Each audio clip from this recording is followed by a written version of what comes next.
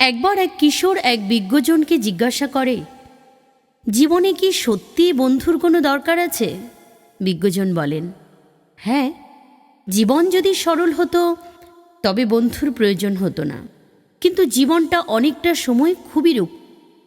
তোমার পাশে তখন এমন একজন থাকা উচিত যার সাথে তুমি ঘন্টার পর ঘন্টা কথা বলতে পারো, দুঃখ শেয়ার করতে পারো, যে তোমাকে বিচার না করে ভরসা দেবে, যার কাঁধে তুমি কাঁদতে পারো, ভয়ের মাঝে সাহস দেবে, জীবনের কঠিন সময়গুলি যাকে ভরসা করে তুমি অতিক্রম করতে পারবে।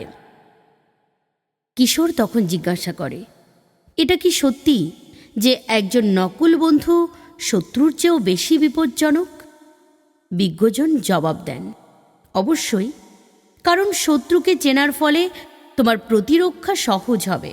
কিন্তু নকল বন্ধু তোমার সব দুর্বলতাগুলো জানে বলেই বুঝতে পারে কোন বোতামটি কোন সময় টিপে দিতে হবে, কিংবা এবং কিভাবে তোমাকে পেছন থেকে ছুরিকাঘাত করবে। কিশোর এবার জিজ্ঞেস করে, আমি কিভাবে নকল বন্ধুদের এড়িয়ে চলতে পারি?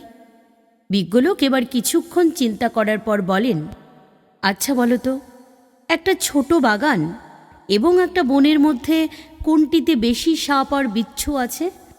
কিশোর জবাব দেয়, নিশ্চিত বনের মাঝে। বিজ্ঞজন তখন আদরের সম্ভাষণে হেসে বলেন, সেটাই, বৃত্ত ছোট রেখো বাছা, শান্তির জন্য নিজের একটা ছোট বাগানই যথেষ্ট।